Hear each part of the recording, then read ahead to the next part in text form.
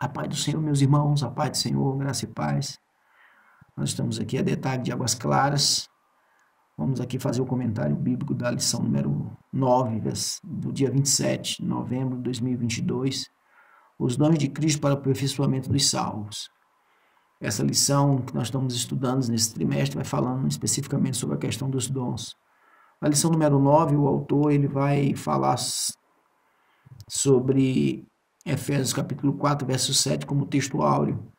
Ele vai nos dizer, mas a graça foi dada a cada um de nós segundo a medida do dom de Cristo. Então, essa graça, ela vai sendo concedida, vai sendo dada à medida do dom de Cristo. O dom de Cristo, que nós podemos entender, é um dom de amor, pelo amor de Cristo, né? Por amor, ele nos libertou, por amor, ele deu a sua vida. A verdade aplicada vai nos falar que os dons de Cristo visam prover à igreja o que é necessário para proporcionar o indispensável aperfeiçoamento dos salvos, até que ele venha. Quando a gente faz aperfeiçoamento de algo, né? Quando ele vem proporcionar alguma coisa, ele chama em conjunto, em grupo, né? Em unidade, para que ele possa, uma só fala, abranger a várias pessoas. O texto bíblico de referência da nossa lição 9 é Efésios capítulo 4, verso 11 até o verso 14. A lição vai nos falar que ele mesmo deu uns para apóstolos, outros para profetas, e outros para evangelistas, e outros para pastores e doutores, querendo o aperfeiçoamento dos santos para a obra do ministério, para a edificação do corpo de Cristo. O corpo de Cristo é um só corpo, unidade, mais uma vez falando de unidade, de união, né?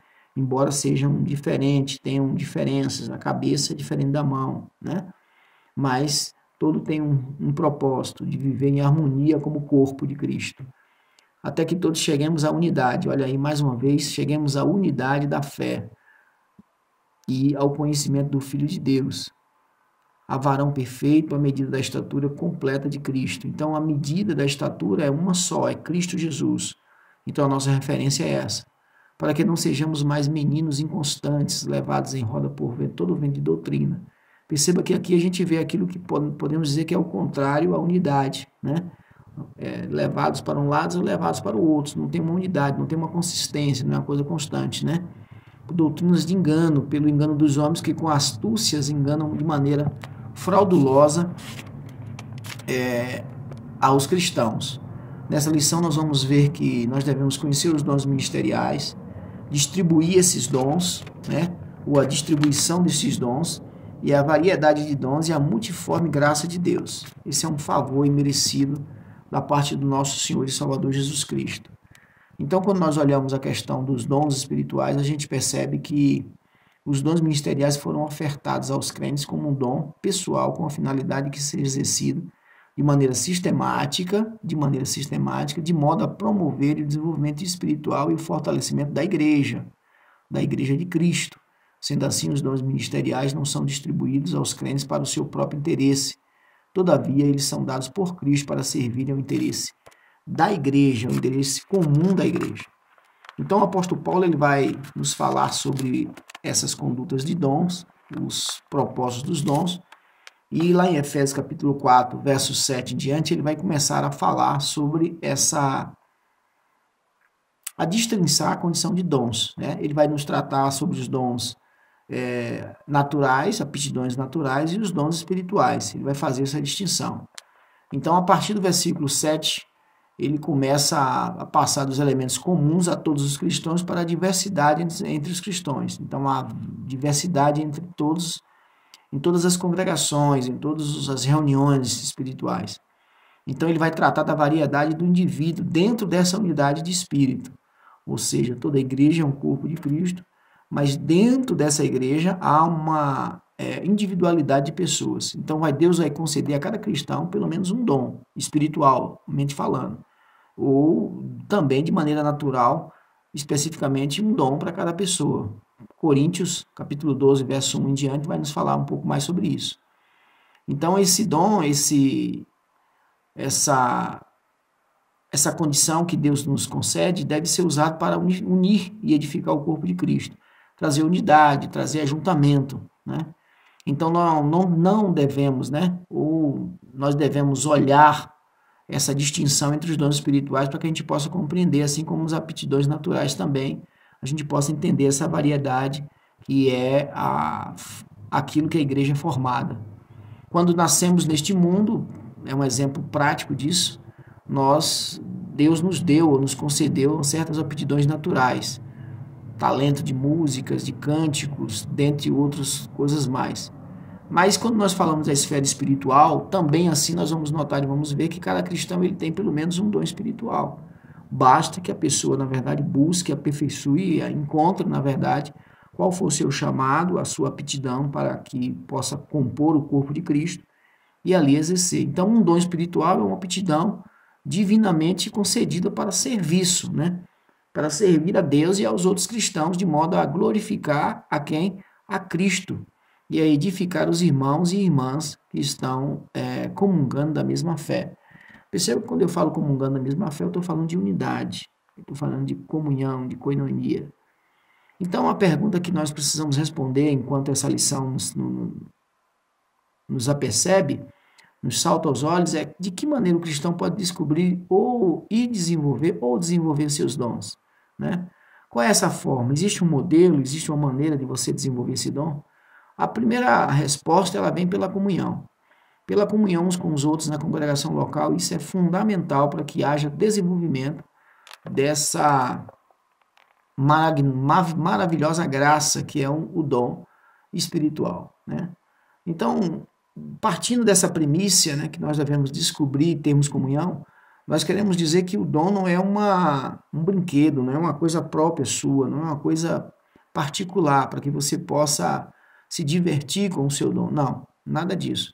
É preciso que você, enquanto igreja, você, enquanto em comunhão, você traga, na verdade, o ofício desse dom para a unidade da igreja. Então, o dom, se não for usado com amor, torna-se uma arma de combate. Era o que acontecia na igreja de Coríntios. Se você não usar por amor ou com amor, você vai se tornar um combatente. O apóstolo Paulo vai falar sobre isso na carta que ele escreve a Coríntios, uma carta doutrinária, nós sabemos disso. Então, os cristãos não devem viver isolados, devem viver em comunhão. Afinal de contas, eles são membros do mesmo corpo. Não tem como, né, um braço viver separado do corpo. Paulo vai nos trazer o ensino, né, que os dons são concedidos por Cristo por meio do Espírito Santo. E isso é uma verdade. Ele resiste a isso quando escreve aos Efésios, capítulo 4 em diante. Cristo subiu ao céu de maneira vitoriosa. E fazendo uma alusão das batalhas, das guerras aqui, nós vamos ver que Jesus ele sobe aos céus de maneira vitoriosa e ele leva ali cativo, né, o inimigo. Porém, ele distribui, na verdade, os espólios dessa vitória, né? Ele divide os espólios com aqueles que são seguidores dele, ou seja, aqueles que creem, né? Aqueles que aceitaram Jesus, aqueles que têm Jesus como Senhor e Salvador de suas vidas. Então, neste caso, os cativos não são seus inimigos, mas sim os que lhe pertencem. Então, ele concede, na verdade, a essas pessoas, né, que outrora eram os pecadores, eram prisioneiros do pecado, mas Satanás foi levado cativo por Cristo e agora o despojo dessa vitória ela é nos concedido, é distribuído no meio de nós. Nós vamos perceber que até mesmo a morte, né, que também, né, é um inimigo hoje derrotado. Então até a morte foi derrotada. Então quando Jesus veio à Terra, ele, na verdade, ele desempenhou, ele lançou-se, na verdade, sobre uma batalha onde ele foi um dos maiores vitoriosos e nós usufruímos disso como, na verdade, um despojo de batalha. Quando nós vamos ver no Novo Testamento, o apóstolo Paulo ele vai falar dos dons espirituais em 3 cartas. Ele vai falar em Coríntios, em Romanos e em Efésios. Só que elas são diferentes, essa listagem ela não é iguais em todas as 3 cartas. E em uma delas, o apóstolo Paulo ele vai lançar uma palavrinha lá, e outros, né? E vai colocar essa palavrinha lá. Essa palavrinha e outros, ela tem uma finalidade de fazer uma certa distinção. Porém, contudo, os dons, vamos se ater aos dons que são ali elencados e repetidos. para que a gente possa hoje tomar conhecimento dessa porção dos dons que o apóstolo Paulo quer nos trazer. E são dons que estão bem em evidência, né? Os dons são atuais na igreja de hoje. Então, Paulo não cita propriamente os dons, mas sim 4 grupos de pessoas que possuem, que Deus colocou na igreja. Então, ele vai agora trazer essas pessoas, né? Esse ministério, né? Que nós vamos chamar de ministério. E um dos primeiros é o apóstolo, versículo 11, a parte A do versículo 11, né, do capítulo 4. Apóstolo significa alguém que foi enviado com uma comissão, com uma finalidade específica. Jesus ele tinha muitos discípulos, mas escolheu 12 apóstolos para serem apóstolos, né? Mateus 10 vai falar sobre isso. Um discípulo é um seguidor, né? Um aprendiz, mas um apóstolo ele é diferente porque é um representante nomeado, outorgado por Deus. Os apóstolos devem dar testemunhos da ressurreição, assim como em Atos, capítulo 1, verso 15 em diante, ele vai nos tratar desse assunto, né, de uma maneira mais específica. Os apóstolos devem dar testemunhos, de modo que eles precisavam ser homens, né, que haviam estado, visto, né, a ressurreição de Cristo Jesus. Então eles precisavam ter visto Jesus ressurreto. Hoje em dia não existe mais apóstolos, né?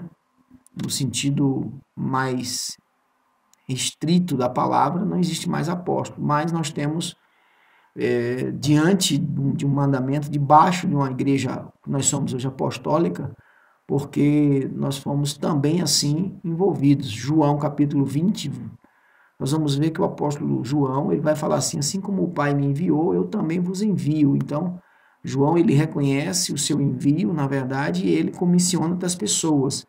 Então, por isso nós somos uma igreja apostólica, né? Não somos apóstolo, no sentido estrito da palavra, mas nós somos também, estamos debaixo do apostolado. Então, o fundamento dos apóstolos e profetas está baseado em Efésios capítulo 2, verso 20.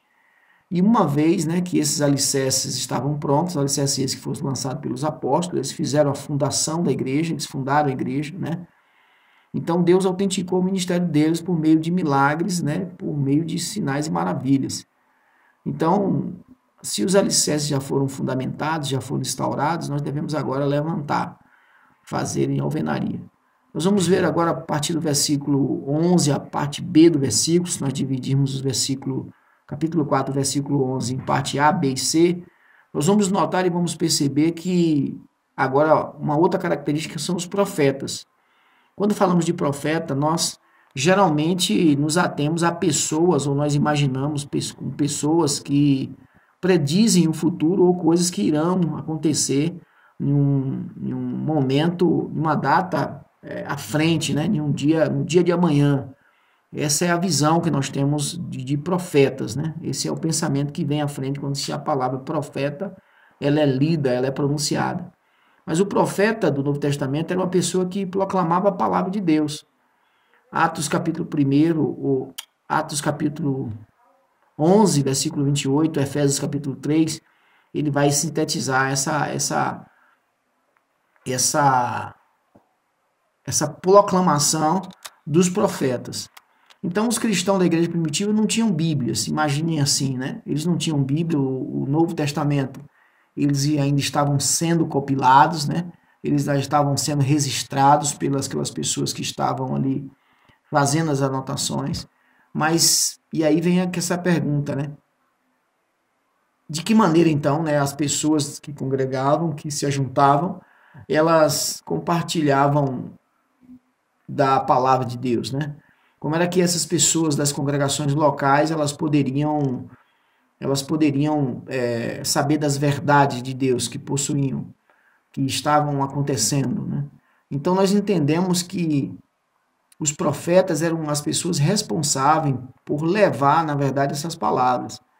Então Paulo sugere que o dom da profecia era associado à compreensão de todos os mistérios e toda a ciência, referindo-se Paulo à evidência as verdades espirituais. O propósito da profecia era a edificação, exortação e consolação. Quando a gente fala de edificação, exortação e consolação, nós não estamos falando de outra coisa a não ser a palavra de Deus escrita. Só que agora, ela aqui, nesse momento, né, com os profetas do Novo Testamento, ela era vivida de maneira momentânea, de maneira específica. Isso estava acontecendo no real. O registro desses acontecimentos são hoje que nós conhecemos como os evangelhos, né? O livro de Atos, né? As cartas pastorais. Então, esses também, eles eram profetas e eles eram apóstolos de Cristo Jesus. Então, o cristão de hoje ele não somente obtém conhecimento espiritual diretamente do Espírito, né? Mas indiretamente, quando ele faz a leitura, quando ele participa de um curso, de uma ministração, então ele aprende, na verdade, de outra pessoa. Já as pessoas que ministram esses cursos, né? Esses momentos espirituais, eles se debruçam pela palavra e buscam, na verdade, em espírito, na verdade, isso. Então, esses são os profetas de hoje. Então, a profecia nada mais é do que anunciar o evangelho, explanar a palavra de Deus. Então, os profetas que tiveram, né, um ministério fundacional da igreja, fundaram a igreja lá atrás, a igreja primitiva, hoje são conhecidos como o que nós vamos ver e vamos entender hoje na igreja atual, o que nós conhecemos por evangelista, por exemplo, né? A parte C do versículo 11 vai nos falar disso. Então, o evangelista é o porta-voz das boas novas. Esse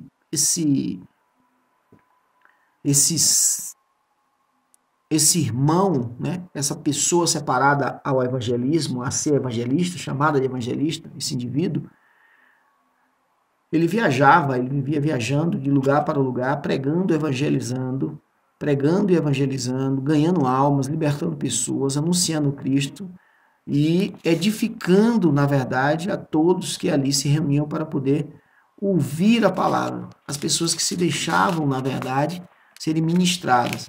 Percebam que é preciso que haja unidade na igreja para que a igreja possa receber e crescer em unidade. Nós vamos ver que em 2 Timóteo capítulo 4, verso 5, o apóstolo Paulo ele vai aconselhar a Timóteo sobre essas coisas. Os apóstolos, os profetas, lançaram os alicerces da igreja. Isso nós já explicamos. Os evangelistas edificaram sobre esses fundamentos ao ganhar os perdidos para Cristo. Então, a igreja primitiva, cada cristão era um testemunho, cada cristão dava, na verdade, a sua vida como um exemplo, como um modelo, uma carta viva, né? Hoje também nós devemos seguir esse exemplo e devemos ser uma carta viva, um testemunho vivo. É preciso que nós, então, entendamos essa condição que todos devem evangelizar. O fato de um cristão não possuir esse dom não é culpado ou não é desculpa, na verdade, também para a falta de interesse pelas almas perdidas e pela negligência do testemunho. Nós vamos ver também que no versículo 11, ainda na parte D, o que o apóstolo chama de pastores e mestres. O fato do pronome outros não ser repetido aqui nesse sentido, né? Ele não coloca outros, pastores e mestres e outros. Entre esses dois termos indica que se trata de um único cargo com dois ministérios. Então, o pastor deve ser mestre e o mestre deve ter, na verdade, esse conceito de pastor sobre sua vida. Então, o rebanho de ovelhas, geralmente, ele é dotado de um pastor, ele é dotado de um mestre para que possa conduzir essas ovelhas. Então, essa responsabilidade desse ministério é de alimentar e conduzir o rebanho através da palavra. O apóstolo Pedro vai falar sobre isso, capítulo 5, né? Em que o presbítero, né, que é outro nome para pastor também, pastor, presbítero e mestre, né, eles estão elencados no mesmo pacote, no mesmo grupo de ensino. Então, esse alimentar do rebanho, ele faz por meio da palavra de Deus. O alimento que nutre as ovelhas é a palavra. A palavra é a vara que guia, que disciplina as ovelhas. A palavra de Deus oferece proteção, provisão. A palavra oferece, na verdade, segurança para a igreja local. E não deve, ou não há outra coisa, não há entretenimento, né, que possa, na verdade, substituir comunhão ou qualquer outra atividade religiosa que possa tomar esse lugar. Então, não existe nada que você possa colocar no lugar dessa reunião, né, dessa comunhão com os irmãos, em lugar do culto a Deus, do culto seja ele de doutrina, escola bíblica dominical, ou culto público no próprio domingo.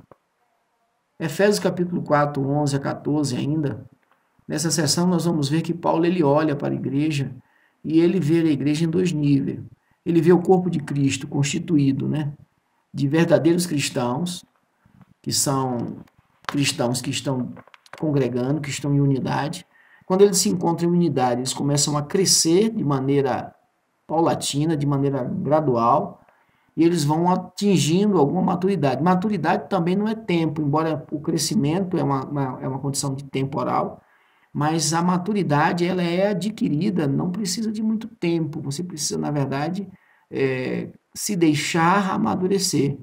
Então, os cristãos, quando estão em unidade, eles vão crescendo de maneira gradual, eles vão atingindo a maturidade, o que nós chamamos de maturidade espiritual. A medida, a Bíblia vai falar, a medida da estatura da plenitude de Cristo. Mas também, Paulo olha e vê a congregação local do cristão ministrando uns aos outros, ou seja, crescendo juntos. Então, a congregação, ela anuncia as boas novas de fora, assim também como os de dentro. Os de dentro também, eles pregam entre si, eles estão entrelaçados como elos de correntes, eles vão sendo fortalecidos e vão fortalecendo a igreja. Então, eles vão crescendo de maneira unidas, né? Eles vão crescendo juntos. E desse modo, eles vão experimentar justamente isso que a lição vem tratando desde o início, desde a primeira lição, que é a unidade espiritual, a unidade cristã.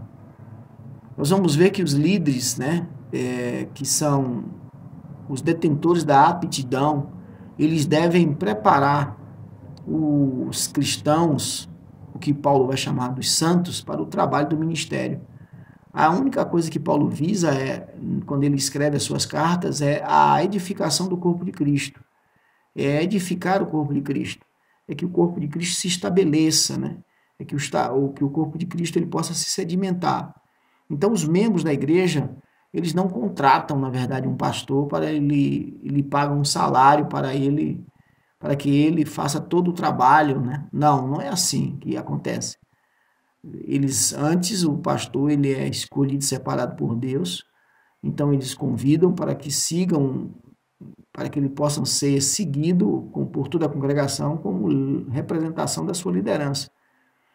Enquanto ele, por meio das escrituras, prepara a fim de que trabalhe na obra, né, nós vamos ver que essa é a finalidade do pastor, é preparar a cada um dos membros para que eles possam ser conduzidos a trabalhar na obra a qual Cristo, na verdade, fundamentou lá atrás, quando ele pediu para que os discípulos ficassem em Jerusalém, até que do alto fossem revestidos de poder.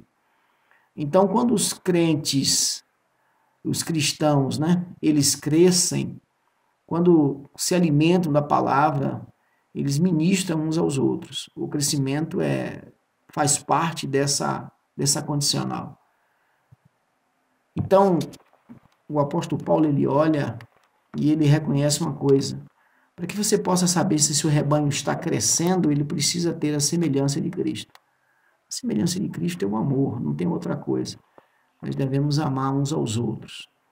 A segunda evidência desse crescimento e dessa maturidade é a estabilidade, né? Não há uma variação, não há percas, né?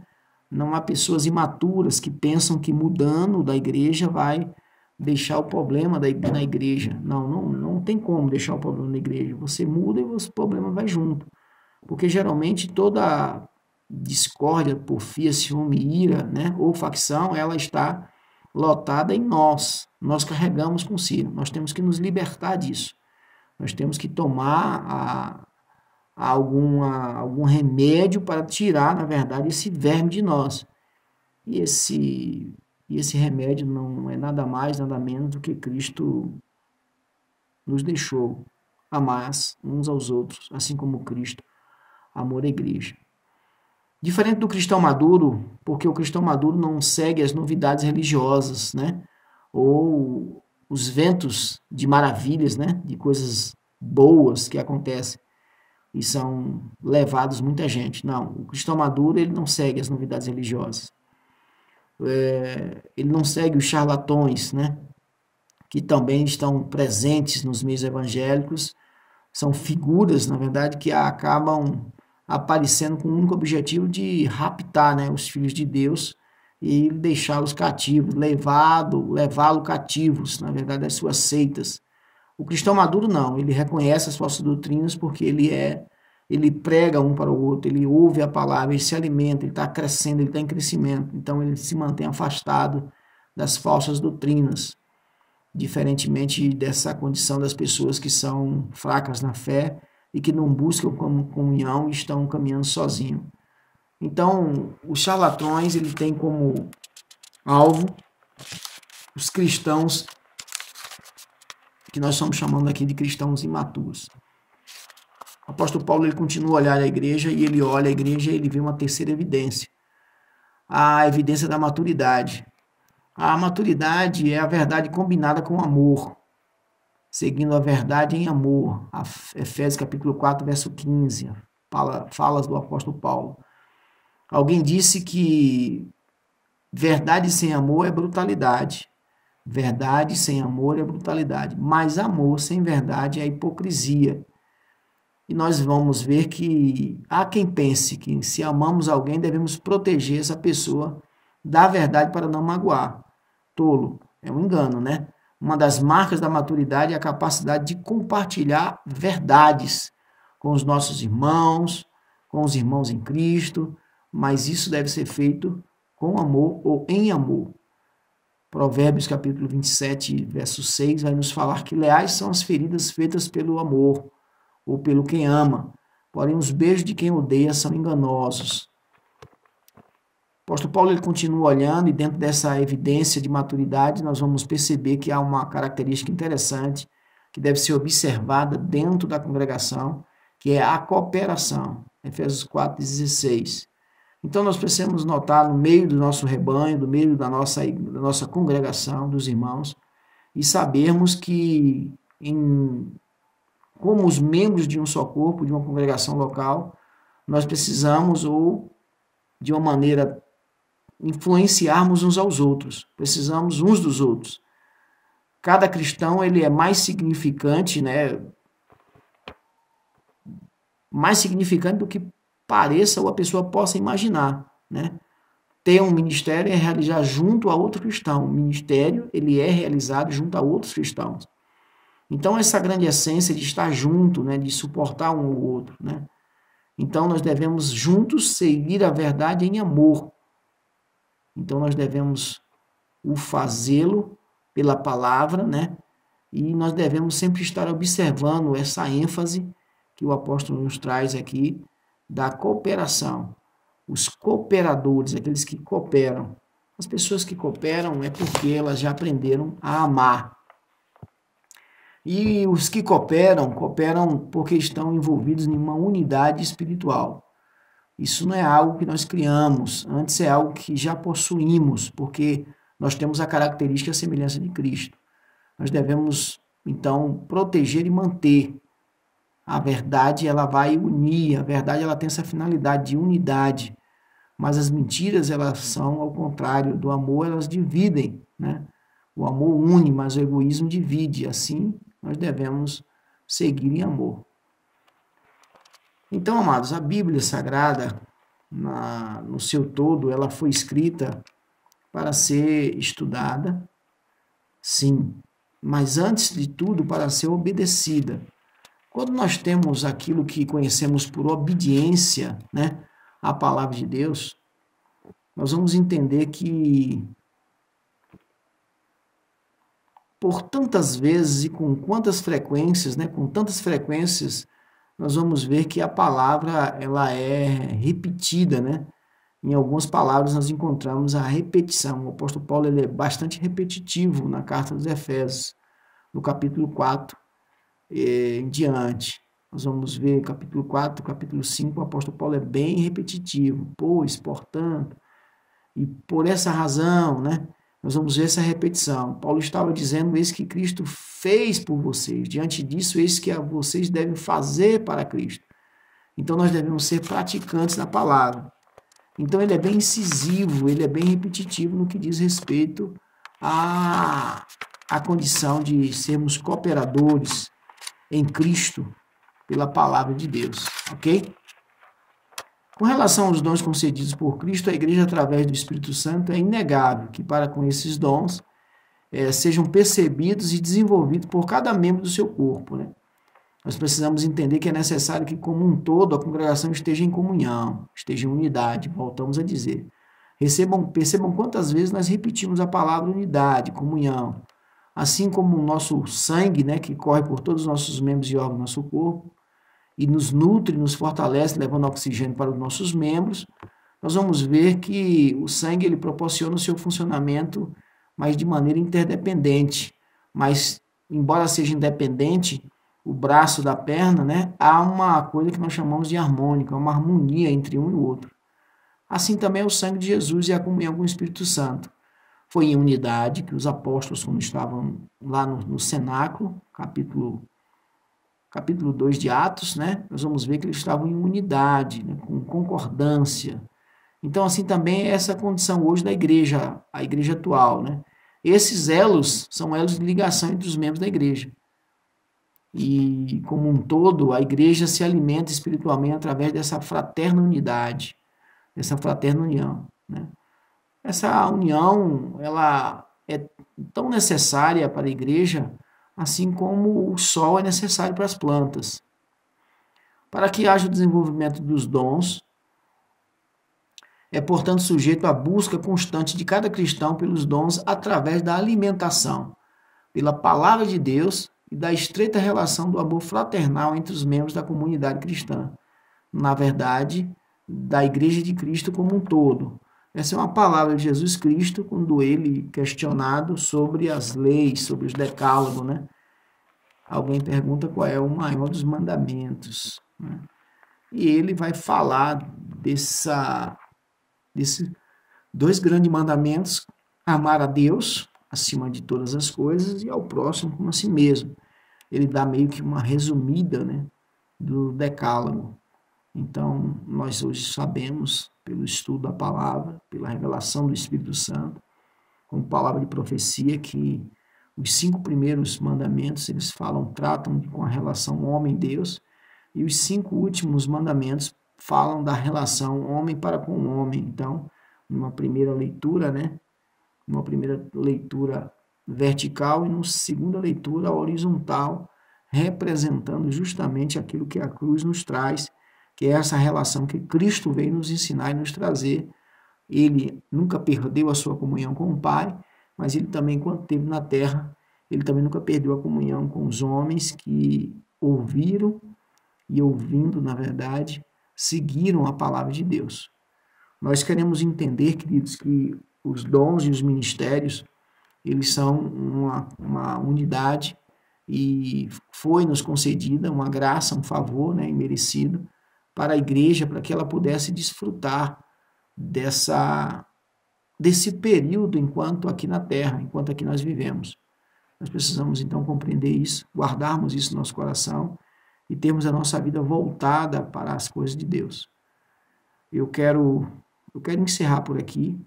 Nós falamos sobre os ministérios pastorais, evangelísticos, apóstolos, presbíteros da igreja. Nós falamos sobre esse dom, né? Essa separação que foi dada, e isso é fundamental e hoje é o que a igreja é formada, é a formação da igreja. Nós percebemos hoje que há muitos irmãos que tentam, na verdade, mudar, né?